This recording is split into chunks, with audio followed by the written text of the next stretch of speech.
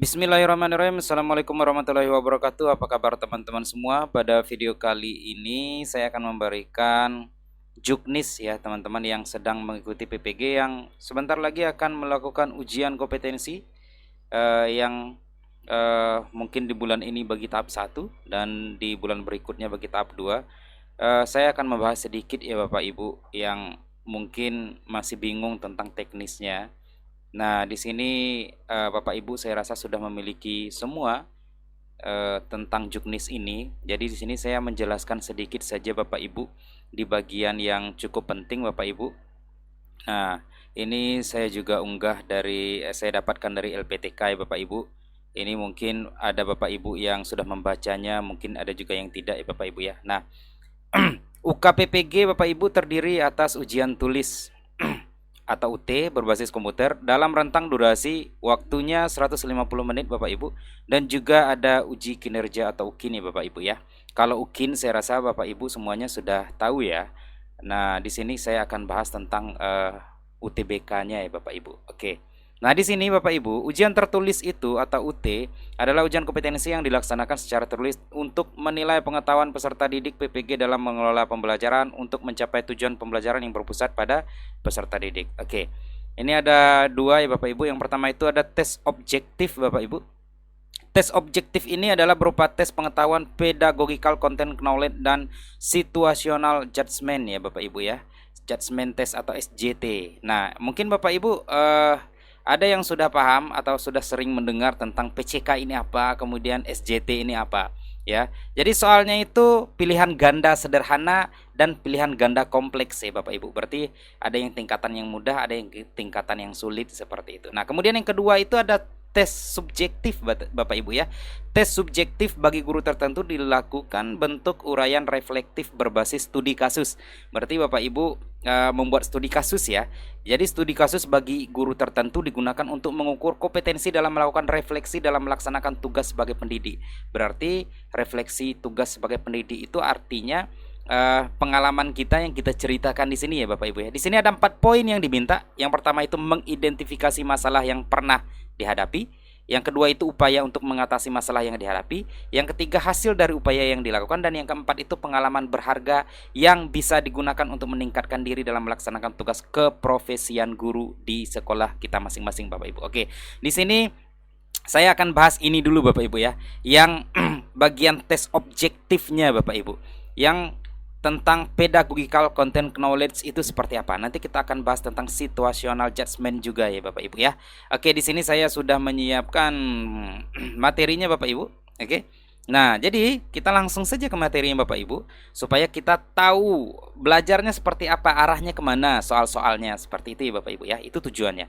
Nah, PCK atau Pedagogical Content Knowledge itu adalah konsep penting dalam dunia pendidikan yang diperkenalkan oleh Lee Salman pada tahun 1986. PCK mengacu pada pengetahuan khusus yang dimiliki oleh seorang guru untuk mengajarkan suatu mata pelajaran dengan cara yang paling efektif, menggabungkan pemahaman mendalam tentang konten atau materi pelajaran dengan pedagogik atau cara mengajar kita. Nah, ini sudah ketahuan nih Bapak Ibu ya. Intinya PCK itu mengacu pada pengetahuan khusus ya Bapak Ibu ya, yang kita miliki masing-masing. Jadi intinya kita percaya dengan kemampuan kita kayak gitu ya Bapak Ibu ya. Nah, kemudian Bapak Ibu, berikut ini adalah elemen-elemen utama dari PCK Bapak Ibu ya. Ada 5. Nah, ini kita bahas satu persatu ya. Yang pertama itu pengetahuan konten atau content knowledge Bapak Ibu ya. Nah, apa itu pengetahuan konten? Guru harus memiliki pemahaman yang mendalam tentang materi yang mereka ajarkan. Pemahaman mendalam itu berarti kan berbasis ilmu atau background pendidikan kita ya Bapak Ibu ya. Kemudian mereka tidak hanya tahu fakta atau konsep, tetapi juga bagaimana pengetahuan tersebut terstruktur dan disiplin dalam ilmu yang diajarkan. Misal, contohnya Bapak Ibu ya, dalam pelajaran matematika, guru harus mengerti tentang konsep-konsep seperti penjumlahan, pengurangan, dan operasi lainnya, serta bagaimana mereka terhubung satu sama lain. Nah, saya rasa ini sudah kita miliki semua sebagai guru ya Bapak Ibu ya, tergantung bagaimana kita menerapkannya saja dalam pembelajaran. Kemudian yang kedua itu ada pengetahuan pedagogik atau pedagogical knowledge. Nah, ini adalah pengetahuan tentang metode dan strategi pengajaran yang efektif. Di sini kan ada bahasa metode. Oke, di sini kita tandai dulu. Nah, ini ada bahasa metode dan strategi pengajaran yang efektif. Berarti ini termasuk bagaimana cara mengelola kelas, mengembangkan kurikulum, kemudian menggunakan media pembelajaran dan menciptakan lingkungan belajar yang inklusif. Pedagogik itu berfokus pada bagaimana guru menyampaikan materi pelajaran kepada siswa, bagaimana membuat pembelajaran menarik dan bermakna, serta bagaimana memastikan siswa memahami materi dengan baik. Nah, inilah yang dikatakan dengan pedagogical knowledge, Bapak Ibu, yaitu berhubungan dengan metode, berhubungan dengan strategi yang efektif dalam mengelola kelas dan menggunakan media pembelajaran sehingga terciptalah lingkungan belajar yang inklusif bagi peserta didik. Oke, lanjut Bapak Ibu ya. Kemudian yang ketiga itu ada pengetahuan tentang cara siswa belajar atau knowledge of learners ya Bapak Ibu. Jadi guru juga harus memahami bagaimana siswa belajar, kesulitan yang mungkin mereka hadapi, dan cara terbaik untuk mendukung mereka. Setiap siswa memiliki gaya belajar yang berbeda-beda.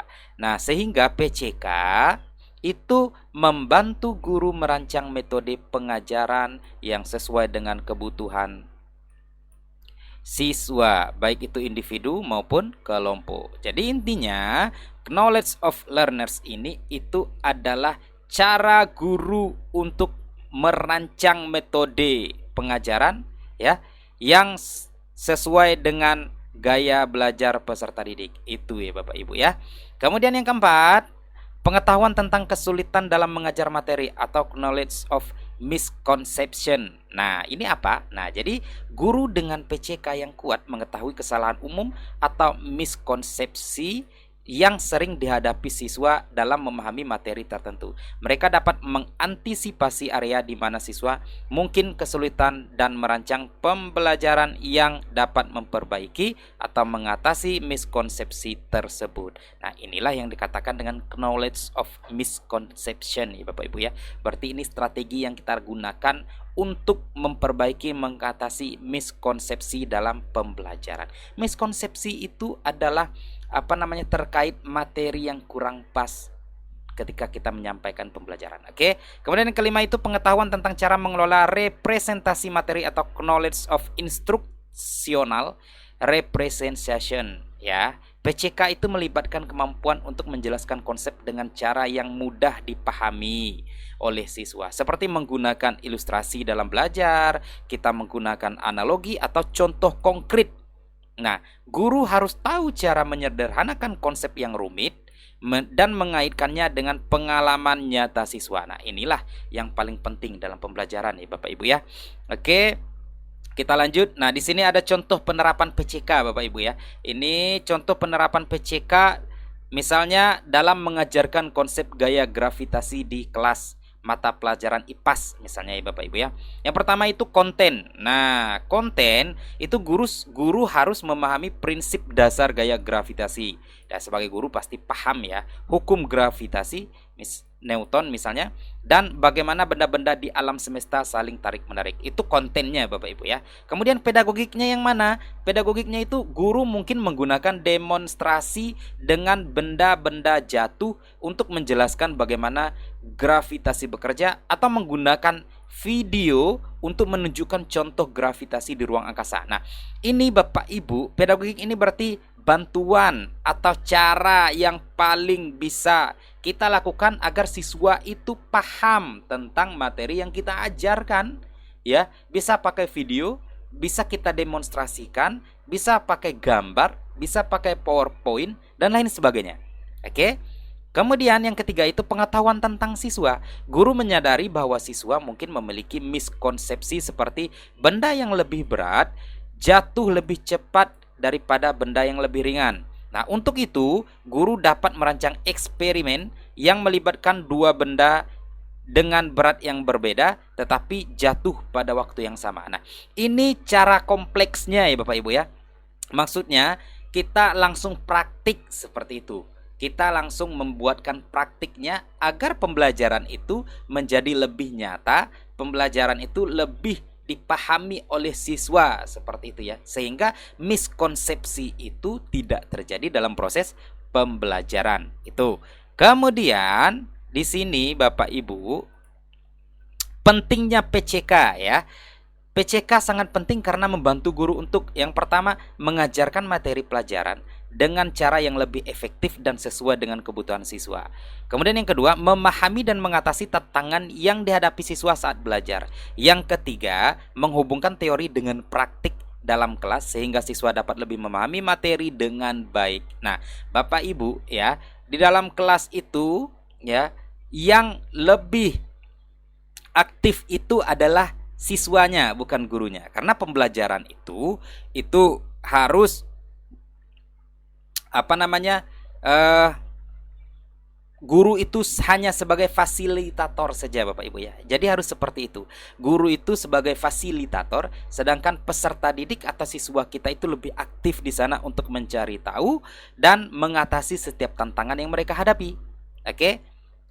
Nah, di sini Bapak Ibu saya sudah menyiapkan contoh soal Bapak Ibu ya. Contoh soal yang PCK, pedagogi content knowledge ya Bapak Ibu ya. Ini salah satu contoh. Beberapa di antaranya itu sudah juga kami unggah di channel ini Bapak Ibu. Jadi silahkan dilihat, itu sudah kami buat soal-soalnya sesuai dengan modul yang kita pelajari di PMM Bapak Ibu ya. Modul 1, modul 2 dan modul 3. Jadi bisa Bapak Ibu pelajari di video yang sudah kami unggah Bapak Ibu. Oke, ini sebagai contoh soal PCK itu seperti apa sih bentuknya. Nah, kami mencoba merancang dan mencari materi yang sesuai ya Bapak Ibu ya.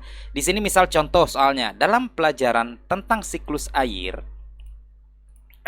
Anda menyadari bahwa beberapa siswa masih bingung tentang bagaimana air dapat berubah menjadi uap air dan kembali lagi menjadi air hujan. Nah, pertanyaannya, apa langkah terbaik yang dapat Anda lakukan untuk membantu siswa memahami proses secara lebih mendalam? Nah, kembali ke PCK tadi Bapak Ibu ya, pedagogic content knowledge ya. Tadi kan ada 3 itu Bapak Ibu. Mengapa PCK itu penting Bapak Ibu ya. Di sini kita coba baca opsi jawabannya dulu Bapak Ibu ya. A. Menjelaskan kembali secara lisan tanpa menggunakan media pembelajaran tambahan. Nah, kalau kita bercermin kepada PCK, ini bukan jawaban yang tepat. Kenapa? Karena di PCK itu pembelajarannya kan harus kompleks ya Bapak Ibu. Kita harus menggunakan bentuk-bentuk nyata seperti itu. Bisa media video, bisa PowerPoint, bisa demonstrasi. Berarti ini bukan jawaban yang tepat. B. Meminta siswa untuk menghafal urutan siklus air dari buku teks. Ini juga bukan jawaban yang tepat. Di sini karena yang diminta itu langkah terbaik yang kita lakukan. Oke? Kemudian C. Melakukan percobaan sederhana di kelas dengan merebus air dan menutupnya dengan kaca untuk menunjukkan proses penguapan dan kondensasi. Wah, ini cukup tepat ya Bapak Ibu ya. Karena di sini sudah ada percobaan sederhana, berarti demonstrasi ya. Oke? Berarti kemudian di sini ada bisa menunjukkan proses penguapan dan kondensasi. Berarti ini konkret seperti itu ya. Konkret seperti itu. Nah, kemudian kita baca yang D. Memberikan siswa soal latihan untuk menguji pemahaman mereka. Bukan jawaban yang tepat. E. Menonton video tentang siklus air tanpa memberikan penjelasan tambahan. Kalau menonton video sudah oke Bapak Ibu ya. Tetapi di sini ada tanpa memberikan penjelasan tambahan. Berarti ini bukan opsi yang tepat. Yang tepat itu adalah C ya Bapak Ibu. Berarti jawabannya melakukan percobaan sederhana di kelas, membantu siswa memahami konsep secara konkret melalui pengalaman langsung dan sesuai dengan tingkat kemampuan berpikir kritis mereka. Nah, itulah intinya ya Bapak Ibu ya. Jadi jawabannya itu C, seperti itu ya. Saya rasa demikian Bapak Ibu, terima kasih. Itu contoh penerapan PCK ya, dan contoh soalnya. Sekilas saja. Kalau soal-soal yang lainnya sudah kami unggah di channel ini, jadi silakan Bapak Ibu saksikan, silakan Bapak Ibu tonton. Semoga ini bisa membantu Bapak Ibu dalam proses UKPPG, khususnya di bagian UT, ujian tertulis berbasis komputernya. Nanti di video-video lainnya akan kami berikan juga tutorial atau contoh-contoh bentuk yang lainnya yang akan bisa membantu Bapak Ibu semua dalam proses PPG ini. Terima kasih, semoga bermanfaat, semoga lulus dalam PPG piloting tahap 2 dan tahap 1. Dan kami ucapkan wassalamualaikum warahmatullahi wabarakatuh.